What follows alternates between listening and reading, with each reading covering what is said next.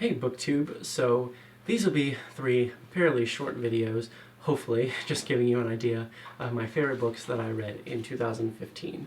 Last year I did something similar to this, split it up into 3 different categories to be a bit more realistic with how I view my top books of this past year.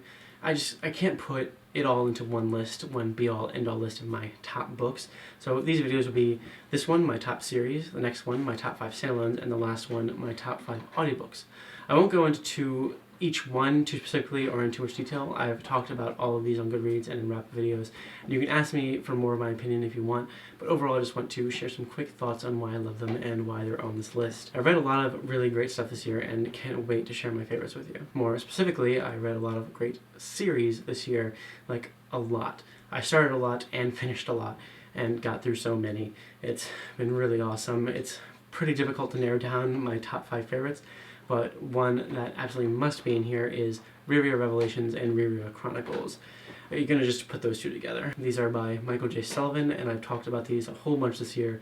Reread Revelations is the main story. There's 3 bind-ups with 2 books in them each: Theft of Swords, Rise of Empire, and Heir of Novron. They start off so-so, not too great, nothing really special, and then quickly build and build on top of each other.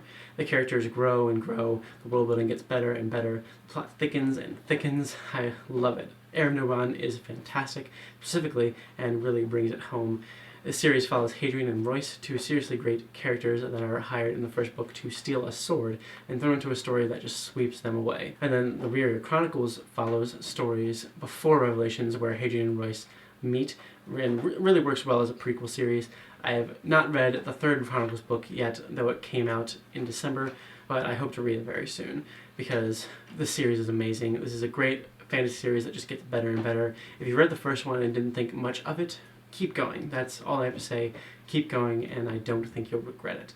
What really made me fall in love was the 2nd book in Rise of Empire, so hopefully you'll feel the same way. Next is a series called Zones of Thought by Werner Vinge. Specifically the first 2 books, A Fire Upon the Deep and A Darkness in the Sky.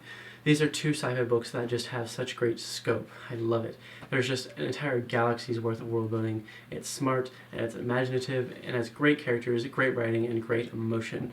Both of these are honestly pretty perfect in my opinion. They're fairly unrelated from one another. They follow completely different stories with only one character kind of showing up in both.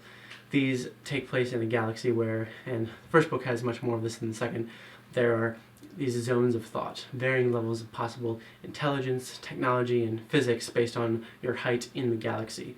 The transcend, the beyond, the slow zone, and the unthinking depths.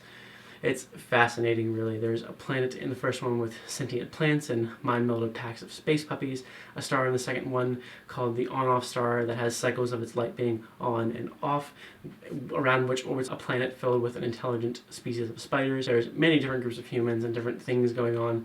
There's this amazing sense of scale to both books that captures both the unimaginable vastness of space and simultaneously the importance of each individual person or moment or relationship.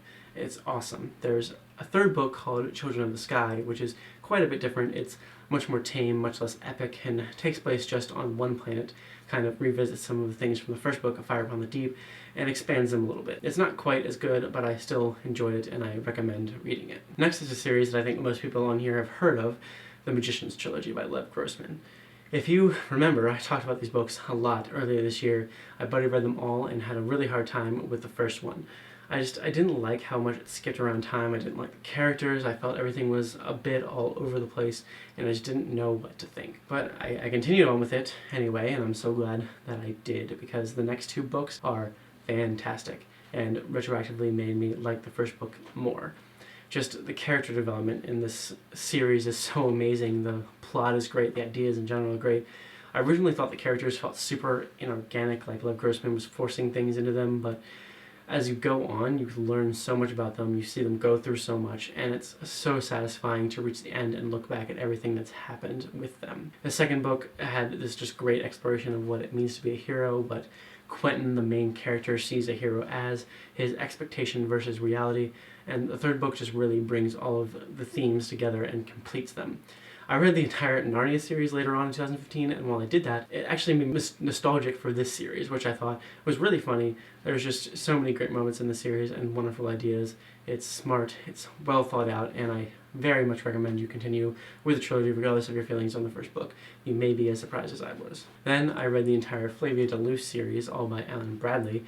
This begins with the sweetness at the bottom of the pie. Every book follows Flavia, an 11-year-old girl obsessed with chemistry and poison specifically, as she finds herself entangled quite willingly within some murder investigation or another. I gave every book in the series 4 stars, and they're not perfect and they're all pretty similar.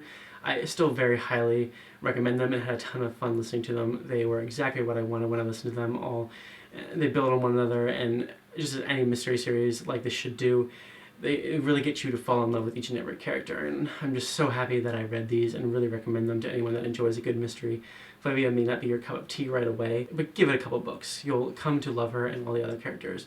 And I talked about the series quite a bit at length in my April, May, June, July wrap-up part 4, so go check that out if you want to hear more. Another I talk about quite a bit in that wrap-up video is the Kenzie and Gandhara series by Dennis Lehane. And again, in a more recent wrap-up, part 2 of my August, September, October, November wrap-up. I finished the series from first to last. It's A Drink Before the War, Darkness Take My Hand, Sacred, Gone Baby Gone, Prayers for Rain, and The Moonlight Mile. It's very unlikely there will be any more, which is really sad because I love them a lot. If you enjoy the Cormoran Strike books, I highly recommend these. They follow 2 private investigators, Patrick Kenzie and Kenzie and Gandhara, both in their lives and in their murder investigations. And these take place in Boston and are just so addicting and fun. They're fast-paced and the writing is fantastic. I love the characters and how each book plays off the other books, and this is just easily one of my favorite detective mystery crime novels that I've read so far. So that's it for my top 5 favorite series. You'll see the next top 5, my top 5 favorite standalones, likely tomorrow, and you can see Giselle and I on our new daily vlog channel every day if you'd like to see more of me. The link is in the description. We're filming each and every day of our lives, no matter how much or how little. We'll be doing a video no matter what. Each day may not go up on that specific day it's about, but each day we'll have a vlog. And this is mostly for us to just kind of have a record or a journal of our daily life together and to share that with others. But anyway, thank you guys so much for watching, and I'll see you later with more.